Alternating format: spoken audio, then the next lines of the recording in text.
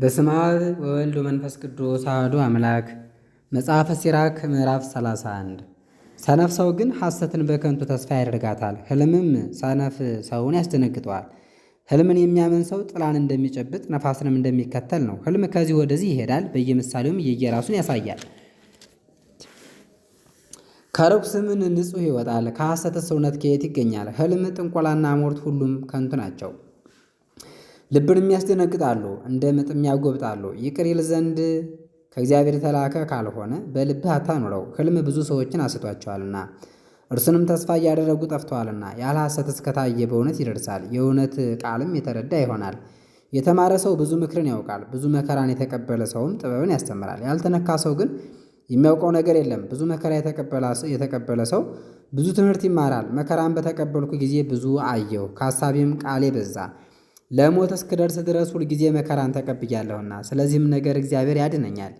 እግዚአብሔርን የምትፈራ ነፍስ ትድናለች፣ እርሱን ተስፋ ያደረጉ ሁሉ ይድናሉ። እግዚአብሔርን የሚፈራ ሰውን የሚያስፈራው የለም፣ እርሱ አለኝታው ነውና አይደነግጥም። እግዚአብሔርን የሚፈራ ሰው ነፍስ ብፅዕት ናት። እግዚአብሔርን የሚፈራ ሰው ነፍስ ብፅዕት ናት፣ እርሱ ያድርባታልና የታመነ ወዳጁም ነውና። የእግዚአብሔር ዓይኖች ወደ ወዳጆቹ ናቸው፣ ኃይሉ የታመነ ነው፣ ጥግነቱም ጽኑ ነው። ቃጠሎውን ያቀዘቅዝልሃል፣ ከቀትር ፀሐይም ይጋርድሃል። ከእንቅፋት ይጠብቅሃል፣ ከመውደቅም ይረዳሃል። ሰውነትህን ያገናታል፣ ዓይኖችህንም ያበራቸዋል። ይፈውሳል፣ ደህንነትንም ይሰጣል፣ በረከትንም ያጠግባል። የበደል መባ መሥዋዕት ርኩስ ነው፣ የኃጢአተኞችም ቁርባናቸው የረከሰ ነው። የኃጢአተኞችም መባ ተቀባይነት የለውም። በመባህ ብዛት ኃጢአት የሚሰረይልህ አይደለም።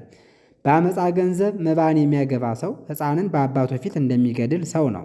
የድሃ ሕይወቱ ምጽዋት መለመን ነው፣ እምቢ ያለው ሰው ግን ነፍሰ ገዳይ ነው።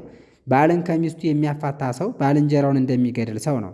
የምንደኛውን ደሞዝ የቀማ ሰው ደሙን ማፍሰሱ ነው። አንዱ ሲሰራ አንዱ ቢያፈርስ የሁለቱስ ድካማቸው ምን ይጠቅማል? አንዱ ሲመርቅ ሌላው ቢረግም ከሁለቱ የማናቸውን ቃል ይሰማል? ሬሳ ከዳሰሰ በኋላ እጁን ቢታጠብ ዳግመኛ ሬሳውን ከዳሰሰ መታጠቡ ምን ይጠቅመዋል? እንዲሁ ስለ ኃጢአቱ የሚጾም ሰው ዳግመኛ ይበድል ዘንድ ከሄደ ከዚህ በኋላ ጸሎቱን ማን ይሰማዋል? ሰውነቱንስ ማሳዘኑ ምን ይጠቅመዋል? መጽሐፈ ሲራክ ምዕራፍ 32 ሕጉን የሚጠብቅ ሰው መባ ያገባል፣ ትእዛዙን የሚሰማ ሰውም ለድህነቱ መሥዋዕትን ይሰዋል። ስንዴ የሚያገባ ሰው ዋጋውን ይመልሳል፣ ምጽዋትን የሚመጸውት ሰውም የምስጋና መሥዋዕትን ይሰዋ። የእግዚአብሔር ፈቃዱ ክፉ እንዳትሰራ ነው፣ ፈቃዱም ከበደል ትርቅ ዘንድ ነው። ወደ እግዚአብሔር ፊት ባዶህን አትግባ። ይህን ሁሉ ስለ ትእዛዙ አድርግ። የጻድቅ ሰው መሥዋዕት መሠዊያውን ያለመልመዋል፣ መዓዛውም ወደ ልዑል ፊት ይደርሳል። የጻድቅ ሰው መሥዋዕት ቅዱስ ነው፣ ስም አጠራሩም ሁሉ አይዘነጋበትም። በደስታዬን እግዚአብሔርን አመስግነው፣ ከመጀመሪያ አዝመራህም አስራት ማግባትን አትተው። የሰጠህን ሁሉ ፊትህን ደስ እያለው ስጠው፣ ደስ እያለህም የአዝመራህን አስራት አግባ። እንደ ክብሩ ብዛት መጠን ለእግዚአብሔር መባህን አግባ። በእጅ ካገኘኸውም በመልካም ዓይን አግባለት። እግዚአብሔር ዋጋህን ይመልስልሃልና 7 እጥፍ አድርጎም ይሰጥሃልና አይቀበልልህምና መማለጃን አታግባለት። እግዚአብሔር የእውነት ዳኛ ነውና ፊትን አይቶም አያዳላምና። የአመፃ መሥዋዕትን የሚቀበል አይምሰልህ። ድሃውን ስለ ችግሩ አይለየውም፣ የተበደለ ሰውንም ጩኸት ይሰማል። የሙት ልጅ ልመናን ቸል አይልም። ባልቴት ሴትንም የሚያስለቅሳት ሰው ቢኖር እንባንም በፊቷ ላይ ብታወርድ እንደዚሁ ባስለቀሳት ሰው ላይ እንባ ይወርዳል። በእውነት የሚያገለግለውን ሰው ይቀበለዋል፣ ጸሎቱም እስከ ደመና ትደርሳለች። የትሑት ጸሎት ከደመና ታልፋለች፣ ወደ እርሱ እስክትደርስ አትመለስም። እግዚአብሔርም እስከሚያያት ድረስ አትመለስም። ለጻድቃን ይፈርድላቸዋል ይበቀልላቸዋልም። እግዚአብሔር ለእነሱ አይዘገይም፣ ክፉዎችን ወገባቸውን እስኪቀጠቅጥ ድረስ ስለ እነርሱ ፈጽሞ አይታገስም። አሕዛብን ይበቀላቸዋል፣ አመፀኞችንም ሁሉ ያጠፋቸዋል። የኃጢአተኞችንም በትር ይሰብራል፣ ለሰው ሁሉ እንደ ሥራው ይከፍለዋል። ስለ ሰዎችም ሁሉ እንደ ሥራቸውና እንዳካሄዳቸው ፍዳውን ይከፍላቸዋል። የወገኖቹን በቀል ይመልሳልና በቸርነቱም ደስ ያሰኛቸዋልና። በመከራ ጊዜ የሚገኝ ምሕረት በቃጠሎ ጊዜ ዝናብ እንደያዘ ደመና ነው። መጽሐፈ ሲራክ ምዕራፍ 33 የኃይል ሁሉ ፈጣሪ አቤቱ ይቅር በለን ተመለስልንም። በአሕዛብ ሁሉ ላይ አንተን መፍራትን አሳደር። ልዩ በሆኑ ወገኖችም ላይ እጅህን አንሳ፣ ኃይልህንም ይዩ። እነርሱ እያዩ በእኛ ዘንድ እንደተመሰገንህ እንደዚሁ እኛ እያየን በእነርሱ ዘንድ ተመስገን። አቤቱ ያላንተ ሌላ ፈጣሪ የለምና እኛ እንዳወቅንህ እነርሱም ይወቁህ። ታምራትህን አሳይ፣ ጌትነትህንም ግለጥ። በእጅህ ኃይል በቀኝህም ክብር ጥፋትን አምጣባቸው፣ መቅሰፍትንም ላክባቸው። አመፀኛውንም አጥፋው፣ ጠላትንም ቀጥቅጠው። ድንቅ ሥራህን ይነግሩ ዘንድ የባሮችህን መሐላ አስብ። የሚጠፉበትንም ቀን ፈጥነህ አድርጋት። በቁጣና በእሳት ቅሰፋቸው፣ ከእነርሱም ያመለጡትን አጥፋቸው። በወገኖችህም ላይ ክፉ ያደረጉ ሰዎችን ሞት ያግኛቸው። ያለኛ ሌላ ሰው የለም የሚሉ የጠላቶችን አለቆች ራስ ስበር። የያዕቆብን ልጆች ሁሉ ሰብስባቸው። መጽሐፈ ሲራክ ምዕራፍ 34 በጎ ልቡናን የሚጣፍጥ እህልን አይንቁትም። በጎ ልቡናንና የሚጣፍጥ እህልን አይንቁትም። ለባለጸግነት መትጋት ፈጽሞ ሰውነትን ያከሳል። ገንዘብንም ማሰብ እንቅልፍን ያሳጣል። የሚጠራጠሩትን ማሰብ በእንጉልቻ እንቅልፍን ያስረሳል።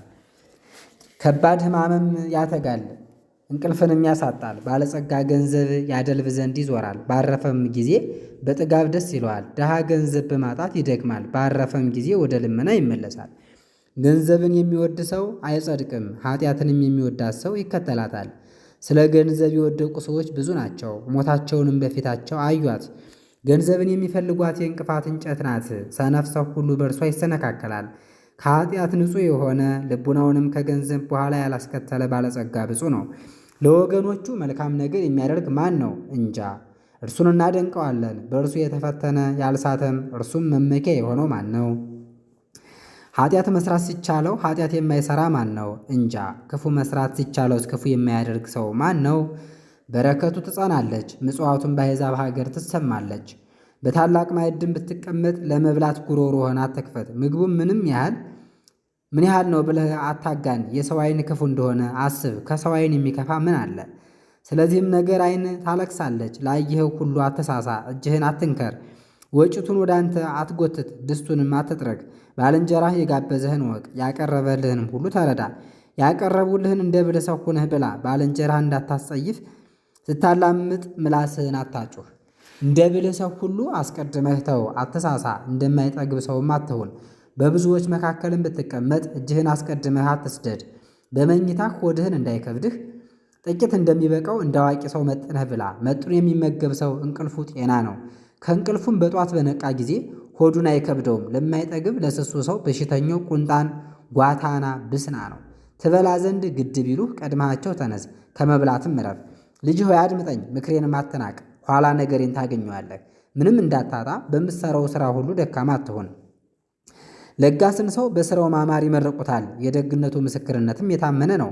ንፉግ ሰውንም በክፉ ሥራው ይረግሙታል፣ የክፋቱ ምስክርነትም የተረዳ ነው። መጠጥ ብዙ ሰዎችን አስቷቸዋልና ወይን በጠጣህ ጊዜ አትታበይ።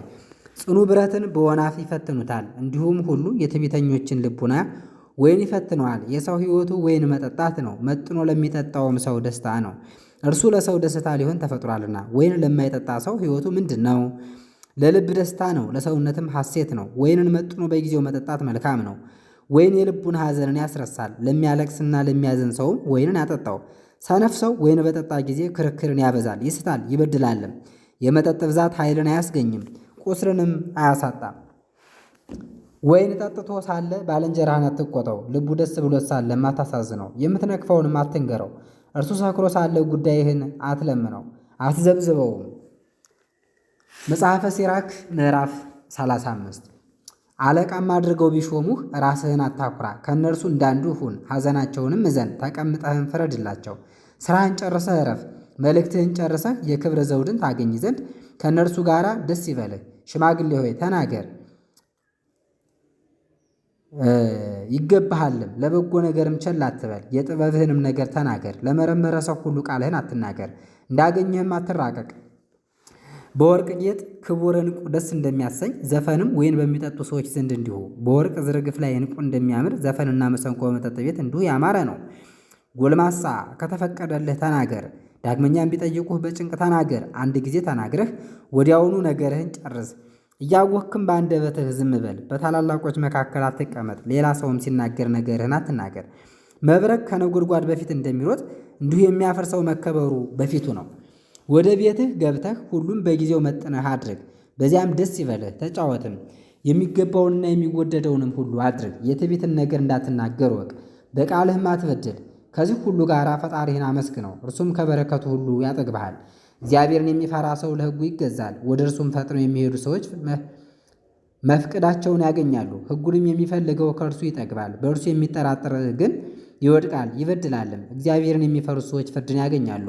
በእኩለ ቀንም ተበቅሎ ጠላቶቻቸውን ያጠፋላቸዋል። ኃጢአተኛ ሰው ግን የሚመክሩትን አይሰማም፣ ሁሉም እንደርሱ ይመስለዋል። ብልህ ሰው ያለ ምክር የሚሰራው ሥራ የለም፣ የሚሰራውም ሥራ የበጀ ይሆንለታል። ፍርሃትን የማያስብ ትዕቢተኛ ጠላት ግን ያለ ምክር ይሠራል። ልጅ ሆይ አንተ ግን ያለ ምክር የምትሠራው ሥራ አይኑር፣ የሠራኸውንም ሥራ አታጥፋ። በጥፋት ድንጋይ እንዳትሰነካከል መንገድ በሌለበት በምድረ በዳ አትሄድ። ጠላትን በምድረ በዳ አትመነው፣ በፈቃድህ የማይሄድ ልጅህንስ እንኳ አትመነው። በሠራኸው ሥራ ሁሉ ሰውነትን ደስ አሰኛል። በሁሉም ትእዛዙን ጠብቅ። ሕጉን የሚጠብቅ ሰው የመጽሐፉን ትእዛዝ ይሰማል። በእግዚአብሔርም የሚያምን ሰው የሚያጣው ነገር የለም። ምዕራፍ 36 ይቀጥላል። ረድኤተ እግዚአብሔር አይለየን።